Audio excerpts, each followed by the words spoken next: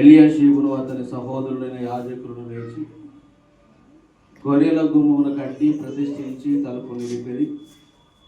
హమయ గోపురం వరకు హనానీల గోపురం వరకు ప్రాకారమును కట్టి ప్రతిష్ఠించింది.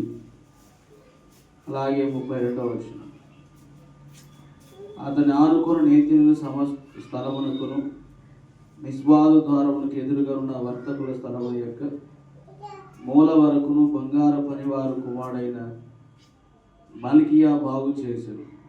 మరియు మూలకును గొర్రెల గుమ్మమునకు మధ్యన బంగారు పనివారు వర్తకులుగా బాగు చేసేది. దేవుడి వాక్యం వారితో మాట్లాడినాక నెహెమ్యా దినాల్లో దేవుని యొక్క మందిర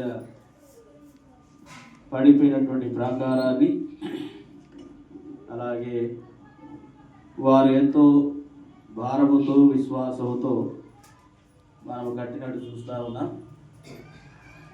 ఈ నెహెమ్యా గ్రంథాల్లో 10 రకాలైన గుమ్మములు ఉన్నాయి. ఎన్ని గుమ్మాలు? 10 రకాలైన గుమ్మములు. దీంట్లో మొదటి గుమ్మము మనం చూసినట్లయితే ఏ గుమ్మం అంట? మొదటి వచనం, గొర్రెల గుమ్మము. ఏ గుమ్మముని స్టార్ట్ చేసినారంట? గొర్రెల గుమ్మము. ఇశ్రాయేలీయులు దేవుని యొక్క మందిరంలోకి వెళ్ళేటప్పుడు ప్రతి ఇశ్రాయేలీయుడు కూడా బలిని అర్పించి లోపలికి ప్రవేశించాలి. అలాగే గొర్రెలు అవసరం. ఆ గొర్రెలను తోడుకొని తీసుకుని వచ్చే ద్వారము, దానికి ఏ పేరంట? గొర్రెల ద్వారము. సో అందుకే ఈ గొర్రెల ద్వారాన్ని ఏం మనకు తెలియజేస్తుంది అంటే, ఈ యొక్క గొర్రెల ద్వారము ప్రభు అయిన యేసుక్రీస్తు వారిని తెలియజేస్తాము. లోపలికి ప్రవేశించాలి అంటే మొదటి ద్వారము గొర్రెల ద్వారం. పరలోక రాజ్యానికి మనం ప్రవేశించాలంటే మార్గం ఎవరంట? యేసు ప్రభువే. నేనే మార్గమును, నేనే సత్యమును, నేనే జీవమును అన్నా. నా ద్వారా తప్ప తండ్రికి ఎవడు రాదు అన్నా. అందుకే వధించబడినటువంటి గొర్రె ఈ భూమి మీద ఎవరైతే ప్రభు అయిన యేసుక్రీస్తు వారే. పరలోక రాజ్యానికి ప్రవేశించాలి అంటే వధించబడిన గొర్రె పిల్ల అయిన ప్రభు అయిన యేసుక్రీస్తు వారి ద్వారానే పరలోక రాజ్యంలో మనము ప్రవేశించగలం. అందుకే ఈ అంటే శుద్ధీకరణ, వధించబడినటువంటి ప్రభు యేసుక్రీస్తు వారిని మనకు తెలియజేస్తాము. కాబట్టి మనం పరలోక రాజ్యంలో ప్రవేశించాలి అంటే, మనం శుద్ధులము కావాలి అంటే పస్కా బలి అనగా వధించబడినటువంటి గొర్రె పిల్లని యేసుక్రీస్తు యొక్క రక్తం చేత మనం కడగబడాలి. కడగబడినప్పుడే లోపలికి ప్రవేశం. అలా ఈ లోకంలో నుంచి పరలోక రాజ్యంలో ప్రవేశించాలంటే దేవుడు మానవునికి అనుకరించిన ఒకే మార్గము యేసు యొక్క మార్గం. కాబట్టి ఆ ద్వారమునే నిత్యత్వంలోనికి ప్రవేశించగలం. ఆ ద్వారానే మనం శుద్ధీకరించగలం. ఆ మార్గమే, ఆ గొర్రెల ద్వారము ద్వారానే మనం నీతివంతులముగా తీర్చబడగలం. కాబట్టి ఏ మార్గం గుండా మనం పరలోక రాజ్యానికి, మోక్ష మార్గానికి ప్రవేశించలేము. కాబట్టి అందుకే నెహెమ్యా మొదటిగా ఆ ద్వారమును కట్టవలసి వచ్చింది. సో కాబట్టి ఇక్కడ మనకు ఏం గమనిస్తుందంటే, యోహాను సువార్త 1వ అధ్యాయము 29వ వచనం. యోహాను సువార్త 1వ అధ్యాయం 29వ వచనం చదవండి ఎవరైనా ఒకరు. యోహాను సువార్త 1వ అధ్యాయము 29వ వచనం చదవండి ఎవరైనా ఒకరు.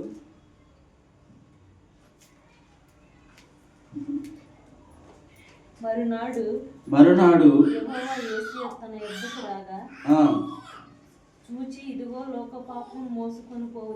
ఇదిగో లోక పాపమును మోసుకొని పోవు దేవుని గొర్రె పిల్ల కదా.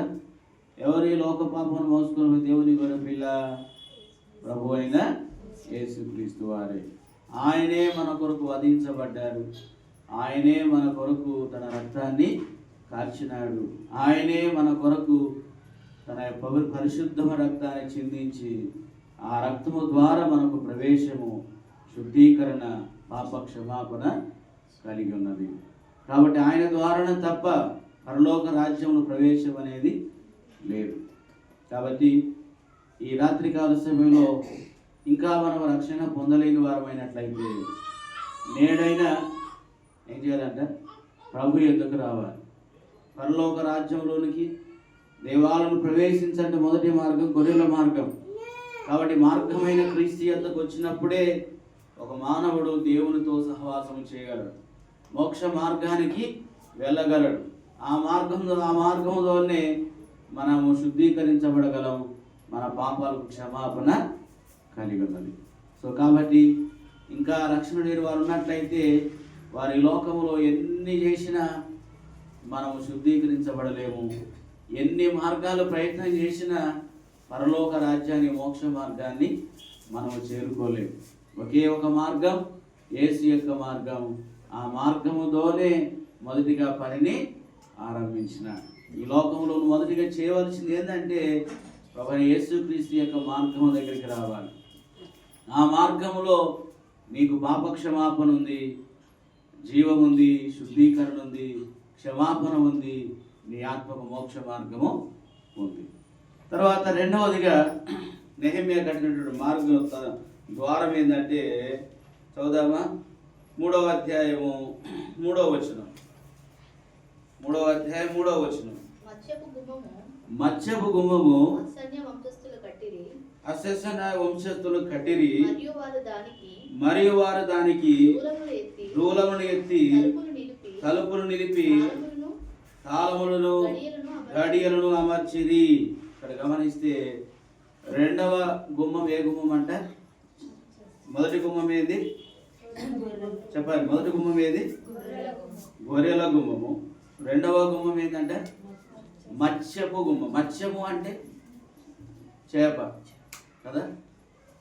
సో కాబట్టి రక్షించబడి ప్రభువైన యేసుక్రీస్తు యొక్క రక్తము చేత కడగబడి శుద్ధీకరించబడి సంఘం అనేటిక వధువులోనికి క్రీస్తు ఈ యొక్క పుట్టుకలోనికి వచ్చిన మనం అందరం కూడా రెండవ గుమ్మంలోనికి ప్రవేశించాలి. రెండవ గుమ్మం ఏంటిది అంటే ఏమి తెలియజేస్తుందంటే మత్స్యపు గుమ్మం కదా.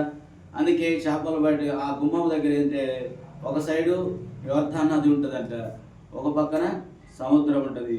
అక్కడ నుంచి ఆ చేపలను లోపలికి తీసుకొస్తారు. అందుకే దానికి ఏం పేరు పెట్టకున్నదంట? మత్స్య గుమ్మము.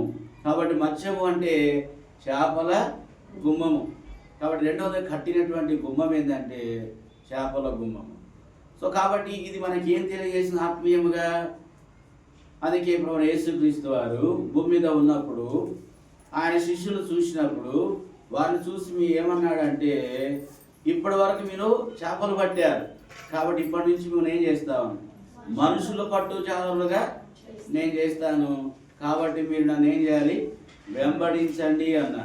రెండవ గుమ్మం మనకు తెలియజేసే ఆత్మీయ అర్థం ఏంటంటే ఏం గుమ్మం అంటే చేపలు. చేపలు అనగా ఆత్మలను. కాబట్టి రక్షించబడిన మనం అందరం కూడా మనము ప్రభువు దగ్గరికి ఆత్మలను తీసుకురావాలి. కాబట్టి ఇది దైవ సేవకుడు ఒక్కడిదే కాదు పని.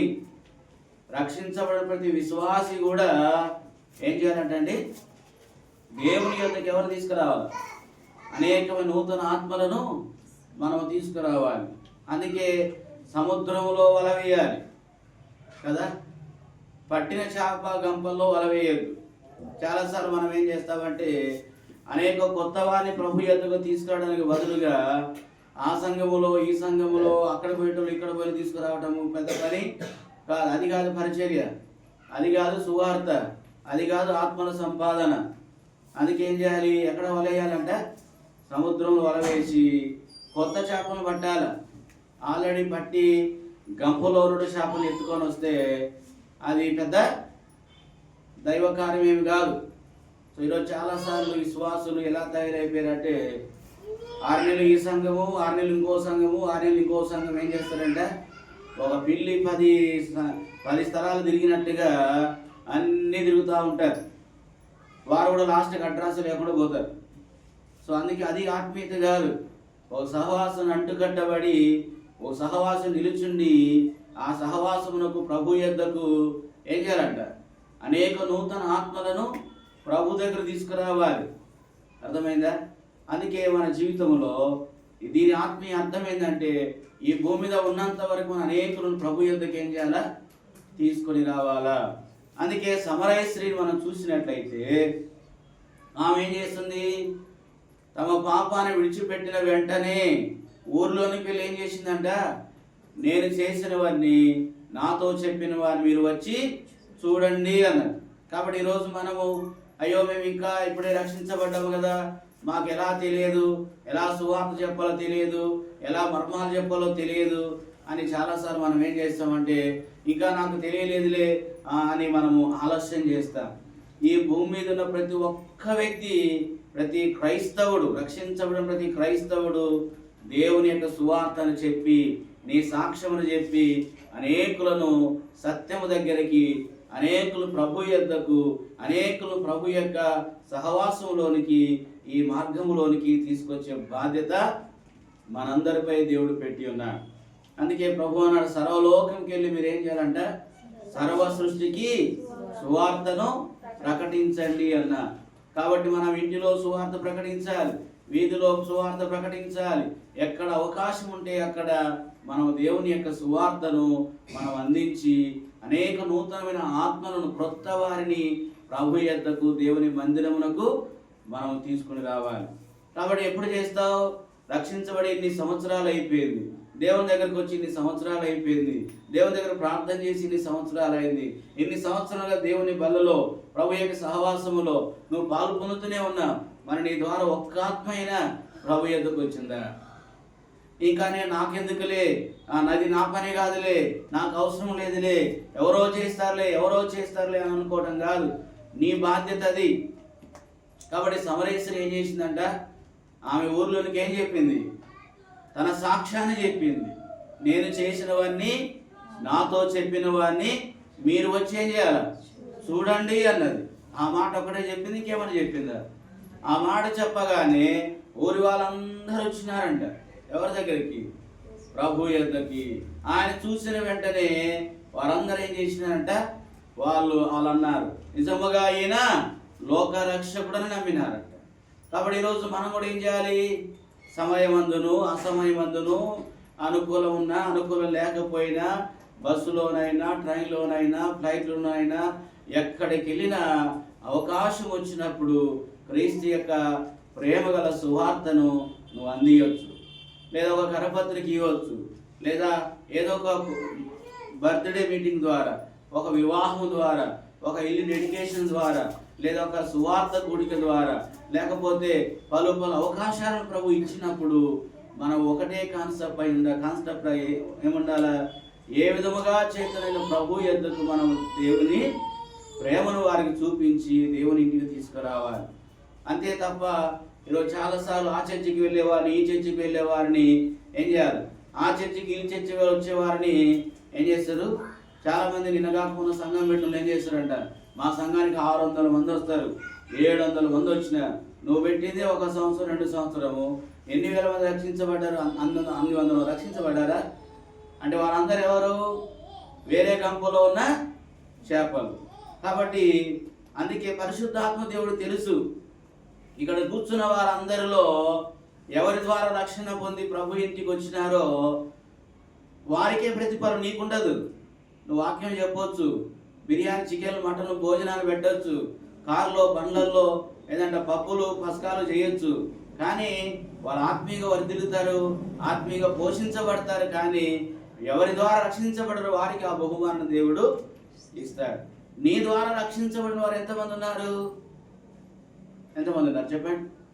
ఎన్ని సంవత్సరాలు మనం దేవుని ఇంటికి వస్తూ ఉన్నాం, ఎన్ని సంవత్సరాలుగా దేవుని ఇంటికి వస్తూ ఉన్నాం. మరి ఒక్క ఆత్మ అయినా ప్రభు ఇంటికి తీసుకొచ్చావా?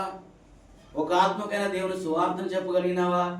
ఒక ఆత్మ అయినా క్రొత్త వ్యక్తి కొరకైనా ప్రార్థన చేయగలుగుతున్నావా? అందుకే పాల్ యాంగిల్స్ అనేవాడంట. ఏం చేశాడంటే ప్రతి నెల లేదా ప్రతి రోజు ఇన్ని ఆత్మలు నా యొద్దకు రావా, మా చర్చికి రావాలని దేవుని దగ్గర ప్రార్థన చేస్తాడంట. అందుకే దేవుడు అనేకమైన ఆత్మలను ప్రభు యొద్దకు ఆయన తీసుకొచ్చేవాడిగా ఉన్నాడు. కాబట్టి ఈరోజు నీ జీవితంలో కూడా ఒక తీర్మానం చేసుకోవాలి.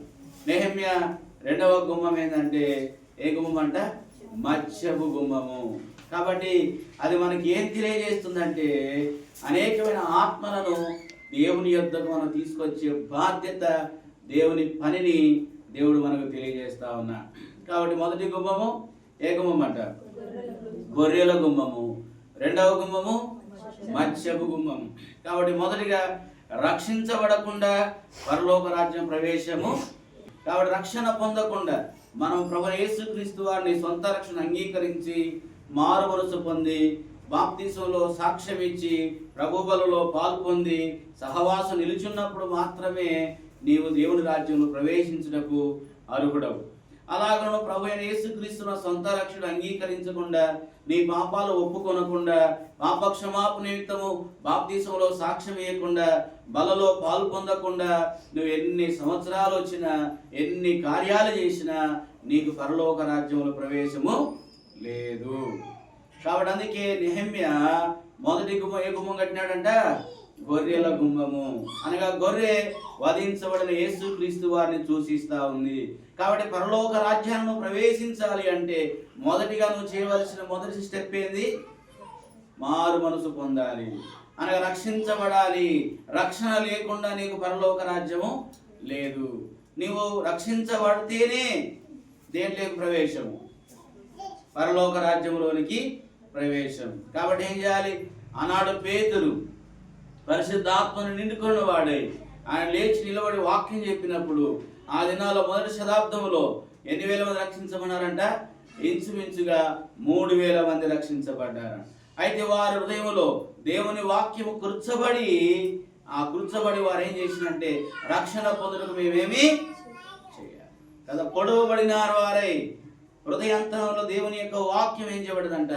కూర్చబడి వారు ఏమి చేయాలడిగినారంట. అందుకే పేతురు నిలబడి మీరు మారు మనసు పొంది పాపక్షమాపణ నిమిత్తం ఏం చేయాలంట? యేసుక్రీస్తు వారి నామమున బాప్తిసం పొందుడి, అప్పుడు మీరు పరిశుద్ధాత్మ అనే వరము పొందుతారు అన్న. అలాగే రక్షించబడిన మనము మూర్ఖుల ఈ తరం వారికి వేరే రక్షణ పొందాలి. అందుకే రక్షించబడిన మనము అపోస్తుల బోధ యందును, సహవాసమందును, రొట్టె విరుచు యందును, ప్రార్థన చేటి యందును ఎడతెగని వారిగా మనము ఉండాలి. అలాగన ఉన్న తరువాత మన పని ఏంటంట? నెహెమ్యా కట్టిన 2వ గుమ్మం ఏంటంటే మత్స్యపు గుమ్మము. మత్స్యం అనగా చేపల గుమ్మము.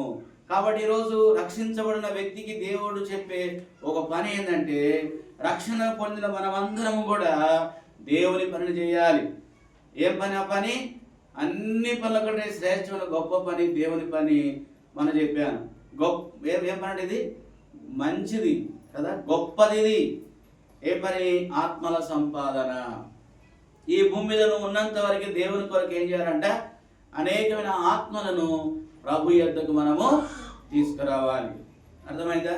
అందుకే ఆనాడు సమరయ స్త్రీ ఒక్కటి వెళ్ళి ఊరి వారందరినీ అక్కడ తీసుకొచ్చింది, దేవుని దగ్గర తీసుకొచ్చి. అందుకే వారు అన్నారు, యోహాను 4వ అధ్యాయం చూస్తే, ఇక మా మట్టుకు మేము నమ్ముచున్నాము ఈయన ఎవరని, నిజముగా ఈయన లోకరక్షకుడు అని. అందుకే ఒక మిషనరీ డేవిడ్ లివింగ్స్టన్ అనుకుంటా ఒక దేశానికి ఆయన సువార్త చేయడానికి వెళ్ళాడంట. వెళితే ఆ అడవిలో ఎవ్వరు లేరు. ఒక చిన్న టెంట్ వేసుకున్నాడు. ఆ టెంట్ వేసుకున్న తరువాత ఆయన ప్రార్థన చేసుకున్న ఉదయాన్నే నేను ఎవరికి సువార్త చెప్పాలి అని తను ప్రార్థన చేస్తున్న టైంలో ఉదయకాల సమయంలో తను బయటికి చూస్తే ఒక గజ్జి కుక్క తన యొద్దకు వచ్చిందంట. దాన్ని చూసి దాన్ని జాలిపడి పాపం ఆ మిషనరీ ఏం చేసినాడంట? దానికి వైద్యం చేసి బాగు చేసినాడంట.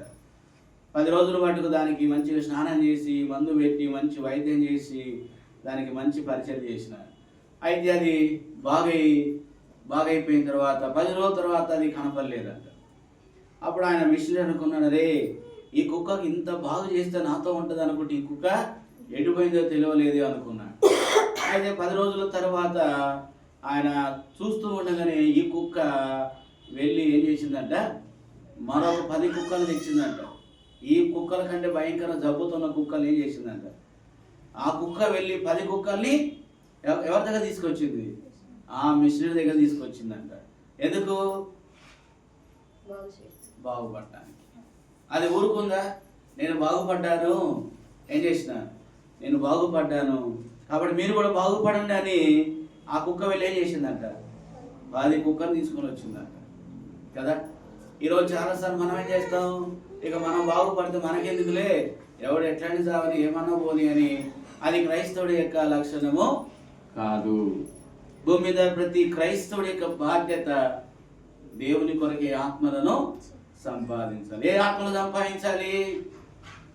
ఏ చర్చికి పోతే ఆ చర్చిలో స్విచ్లు పెట్టి ఆ చర్చిలో ఉన్న ఆత్మలు ఏం చేయాలి? భోజనాలు పెట్టి చికెన్లు మటన్ బిర్యానీ పెట్టి డబ్బులు ఇచ్చి తీసుకురావాలా? ఆఫర్స్ పెట్టి తీసుకురావాలా?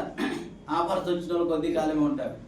వాళ్ళ కోసంగా దేవుని సువార్త పోయేటోళ్ళు పోనీయాలి. నీ వంతును కొత్త ఆత్మకి ఏం చేయాలి? జబ్బుతో ఉన్న కుక్కలు తెచ్చిందా, జబ్బు లేని కుక్కలు తీసుకొచ్చిందా? నేను పాపలే పిలువచ్చింది అన్నాను కాబట్టి మీరు ఏం చేయాలా? చర్చి బిడ్డలు ఎత్తుకొచ్చేది కాదు, అర్థమైందా? క్రొత్త వారికి ఏం చేయాలి? దేవుని సువార్తను చెప్పాలి. అందుకే సముద్రంలో గాలం వేయాలి కానీ గట్టులో ఉన్నటువంటి గంపలో గాలం వేయదు కదా.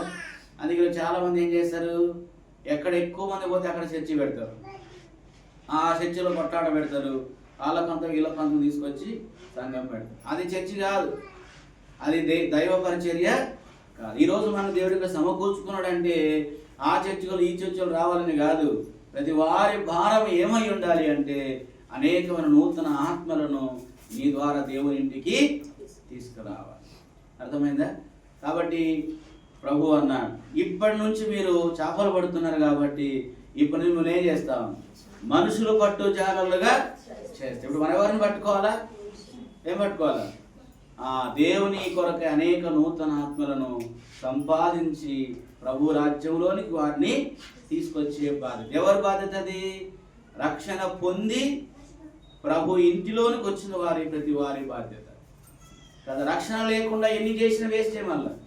మొదటి గుంభం ఏంది? వధించబడిన గొర్రెపిల్ల యేసుక్రీస్తు రక్తము చేత వేయించబడాలా, కడగబడి నువ్వు పాప క్షమాపణ ఉంది ప్రభు యేసుక్రీస్తు వారిని విశ్వసించి కాబట్టి బాప్తిస్మంలో సాక్ష్యం ఇచ్చి ప్రభు బలులో పాలు పొంది ప్రభు సహవాసంలో ఉంటూ ఆ తర్వాత రెండవ గుంభం ఏంటంటే మత్స్యపు గుంభము, అనగా దేవుని కొరకే అనేక ఆత్మలను మనం సంపాదించేవారిగా ఉండాలి. ఎప్పుడు సంపాదిస్తావు?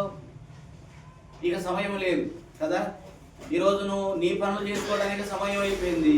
మరి దేవుని కొరకు ఎప్పుడు ఆత్మను సంపాదించాలి కదా. ఎప్పుడు నశించిపోతున్న ఆత్మల కొరకు నీకు భారం ఉందా?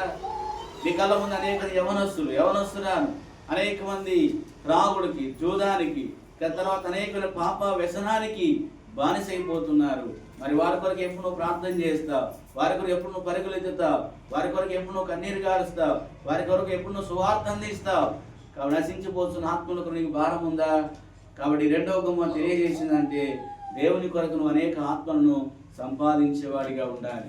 కాబట్టి అలా ఉంటకు ప్రభు మనకు సహాయపడుగాక. కాబట్టి మనం మోకరిద్దాం, 2 నిమిషాలు మన హృదయంలోనే ప్రార్థన చేద్దాం. ప్రభు 21 రోజు ఉపవాస ప్రార్థన కూడిక కొరకై మమ్మల్ని తీసుకుని వచ్చినారు. ఈ యొక్క 10వ రోజున నెహెమ్యా అయితే ప్రభు యెరూషలేము ప్రాకారాలు కట్టడానికి వెళ్ళినప్పుడు మొదటి గుమ్మము కట్టాడు, రెండవ గుమ్మము కట్టాడు, బాగు చేశాడు. అలాగే మొదటి గుమ్మము దేవా గొర్రెల గుమ్మము, రెండవ గుమ్మము దేవా మత్స్యపు గుమ్మము. కాబట్టి వాటిలో ఉన్న ఆత్మీయ అర్థాన్ని మాతో మాట్లాడుతూ వచ్చినాను. మేము కూడా అలాగుంటకు మాకు సహాయం చేయి ప్రభు అని ప్రభు దగ్గర మనల్ని సమర్పించుకొని అప్పగించుకొని ప్రార్థన చేద్దాం.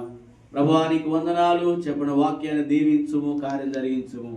ప్రార్థనలో కొనసాగుతుండగా కృప చూపించమని ప్రభువైన యేసుక్రీస్తు వారి నామం పేరిట ప్రార్థించి వేడుచున్నాము తండ్రి. ఆమేన్.